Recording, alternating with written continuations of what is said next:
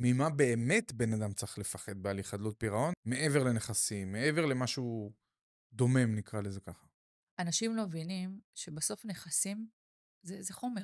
הפגיעה הקשה ביותר היא בנפש. ואותו חייב לא מבין שברגע שהוא שומר על הנכסים שלו, הוא פוגע בנפש של המשפחה שלו. לצורך העניין, אמא מגיעה הביתה, לפני שהם נכנסו של ההליכים עדיין עם החובות, והיא מגיעה הביתה.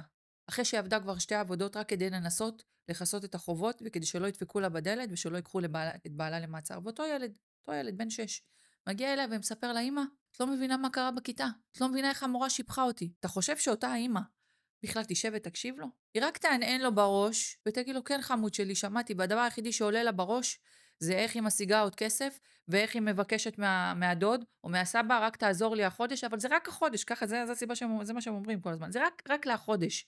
אבל הם לא מבינים שאם הם לא יעצרו את זה, בסוף הרשויות יעצרו אותם. אבל בסוף מי שנפגע זה אותו ילד, שבסוף מבין שהוא הופך להיות נטל על המשפחה, והוא גם מבין שהאימא בכלל לא מקשיבה. כמה שהם נראים קטנים, אבל הם מבינים בדיוק את המצב.